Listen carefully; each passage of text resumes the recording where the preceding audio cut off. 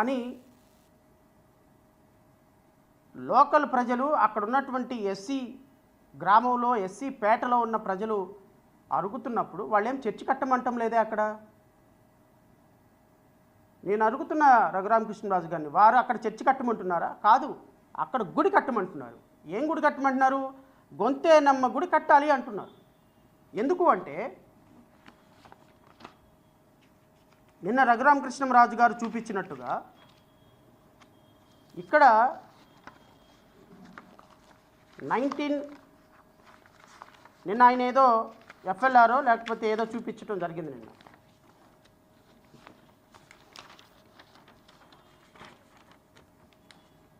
FLR Akividu village, ఇది 1930sలో ఇక్కడ రాసి ఉంది గుడి అని. ఏం గుడి ఉంది? రామాలయం అని అయితే లేదు ఇక్కడ. నిన్న రఘురామకృష్ణరాజు గారు చూపించినట్టుగా ఇది కొన్ని సంవత్సరాల నుంచి గుడి అని ఉంది. ఏం గుడి అని ఉంది? లోకల్ ప్రజలు చెప్తున్నట్టుగా అది గొంతేనమ్మ గుడి అంటున్నారు. వాళ్ళు లోకల్ వాళ్ళు కూడా అడుగుతుంది, అక్కడ గొంతేనమ్మ గుడి కట్టండి, మా గ్రామ దేవత. సో వాళ్ళ సాంప్రదాయాల ప్రకారం, వాళ్ళకున్న అవకాశం ప్రకారం, వాళ్ళ స్థానిక ప్రదేశంలో, వాళ్ళ ఎస్సీ పేటలో ఏ గుడి కట్టుకోవాలి అనేది డిసైడ్ చేయాల్సింది ఉండిలో కూర్చున్న, నర్సాపురంలో కూర్చున్న రఘురామకృష్ణరాజు కాదు కదా. లోకల్ ప్రజలు డిసైడ్ చేసుకుంటారు, ఆ ప్రాంత ప్రజలు డిసైడ్ చేసుకుంటారు. అక్కడి గొంతెమ్మ గుడి కట్టుకొని దానికి వాళ్ళు గ్రామ దేవతగా పూజలు చేసుకుంటారు. దానికి మీకు వచ్చినటువంటి అభ్యంతరం ఏందని అడుగుతున్నా. మీ కూటమి ప్రభుత్వానికి వచ్చిన అభ్యంతరం ఏందని అడుగుతున్నా. మీ కూటమి ప్రభుత్వం ఎందుకు కులాల మధ్య, మతాల మధ్య, సాంప్రదాయాల మధ్య గొడవలు పెట్టాలి అని చూస్తుందని అడుగుతున్నాను నేను. నిన్న బుల్డోజర్లు వేసుకొని ఆ టెంపుల్ని పడగొట్టడానికి వెళ్ళినప్పుడు హైకోర్టులో అత్యవసర పిటిషన్ దాఖలు చేయడం జరిగింది. అత్యవసరమైన పిటిషన్లో హానరబుల్ హైకోర్టు వారు విన్నారు. ఎటువంటి అనుమతులు తీసుకోకుండా గుడి, అక్కడ ఉన్నటువంటి గుడి కోల్చడం కానీ కొత్త గుడి కట్టడం కావద్దని కూడా ఆర్డర్ ఇచ్చారు. ఆ ఆర్డర్ను బేస్ చేసుకొని రేపొద్దున అధికారులు, అక్కడ రఘురామకృష్ణరాజు కాదు నిర్ణయం తీసుకోవాల్సింది. సెక్షన్ 202 ఆఫ్ మున్సిపాలిటీ యాక్ట్ 1965 ప్రకారం ఏదైనా మతపరమైన కట్టడం కట్టాలి అంటే ఆ మతపరమైనటువంటి కట్టడానికి అక్కడ ఉన్నటువంటి మున్సిపల్ కమిషనర్ లోకల్ ఇన్స్పెక్షన్ చేసిన తర్వాత మాత్రమే, లోకల్ ప్రజల అభిప్రాయాలు తీసుకున్న తర్వాత మాత్రమే, గ్రామసభ నిర్వహించిన తర్వాత మాత్రమే అక్కడ ఏదైనా మతపరమైనటువంటి కట్టడాన్ని అనుమతించాలి. ఇది ప్రజాస్వామ్య దేశం రఘురామకృష్ణరాజు గారు. ప్రజాస్వామ్య దేశంలో లోకల్గా ఉన్నటువంటి ప్రజల యొక్క విశ్వాసాలను ప్రకారం అక్కడ గొంతేనమ్మ గుడి కట్టాలా, రామాలయం కట్టాలా అనేది వాళ్ళు డిసైడ్ చేసుకుంటారు. అంతేగాని ఉండిలోనో లేకపోతే నర్సాపురంలో కూర్చున్న రఘురామకృష్ణరాజు కాదు, లేకపోతే తాడేపల్లిలో కూర్చున్న ముఖ్యమంత్రి కాదు, లేకపోతే మాదాపూర్లో కూర్చున్న పవన్ కళ్యాణ్ కాదు డిసైడ్ చేసేది అని నేను మీ ద్వారా రాష్ట్ర ప్రజలకు తెలియజేస్తున్నా. ఇప్పుడు అక్కడ ఉన్నటువంటి గొంతేనమ్మ కూడా రామాలయం అని డిసైడ్ చేయవలసింది అధికారులు. Let authorities will decide. మీరు వాళ్ళని ఎలా చేయండి, ఫ్రీ అండ్ ఫెయిర్ మేనర్లో ఇన్వెస్టిగేషను, ఎంక్వైరీ చేసేదానికి అవకాశం ఇవ్వండి.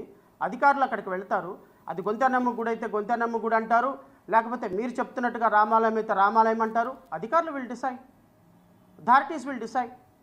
మీరు ఈ మధ్యలోనే నిన్న బుల్డోజర్లతోటి మీరు రామాలయాన్ని కూల్చడానికి మీరు ప్రయత్నిస్తున్న సందర్భంలో అత్యవసరంగా హైకోర్టులో పిటిషన్ వేస్తే హైకోర్టు వారు పిటిషన్ విచారించి అధికారుల అనుమతితోనే మీరు ముందుకెళ్ళండి, ఎటువంటి అధికారుల అనుమతి లేకుండా మీరు ఏ విధమైనటువంటి అక్కడ కోల్చటాలు కానీ కట్టడాలు కానీ చేయొద్దు అని చెప్పిన తర్వాత మీ యొక్క ప్రయత్నాలు ఆపారు. ప్రయత్నాలు ఆపి నిన్న ప్రెస్ మీట్ పెట్టి ఏమంటారు, మాకు చాలా ఫేవరబుల్గా ఆర్గ్యుమెంట్ చెప్పారు శ్రవణ్ కుమార్ అని. మంచిదే, మీరు ఎంత సర్కాస్టిక్గా పెట్టినా, ఎంత సర్కాస్టిక్గా మాట్లాడినా వాస్తవం వాస్తవమే. మీరేమంటున్నారు, అనధికారికంగా 113 చర్చిలు ఉన్నాయి, ఇక నుంచి చర్చిలను ఎవడ కూలుస్తాడో, నేను కూల్చితే ఎవడ ఆపుతాడో చూస్తానో అంటున్నారు. నేనేమంటున్నానంటే రఘురామకృష్ణరాజు గారు, మీకు అది కూడా చదివి వినిపిస్తా. ఎందుకంటే చట్టం అనేది మీ ఒక్కరికే కాదు కదా, చట్టం అందరికీ సమానంగానే వర్తిస్తుంది. రఘురామకృష్ణరాజు గారికి నేను చెప్పదలుచుకున్నది ఏంటి అంటే,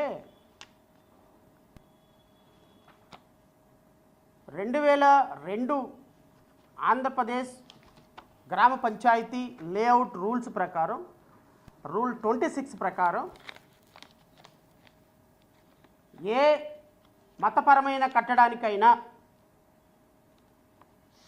రఘురామకృష్ణరాజు గారు ఏ మతపరమైన కట్టడానికైనా రూల్ 26 ప్రకారం డిస్ట్రిక్ట్ కలెక్టర్ పర్మిషన్ అవసరం.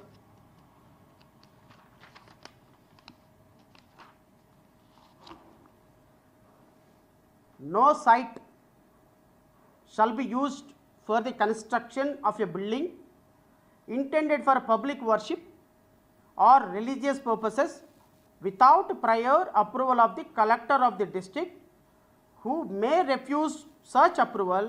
In his opinion, the usage of the site for the purpose of construction of the building is likely to endanger public peace and order, after giving an opportunity to the applicant to show cause against such refusal. నేను మళ్ళీ రాష్ట్ర ప్రజలకు అర్థమవడం కోసం ఇంకొకసారి చెప్తా.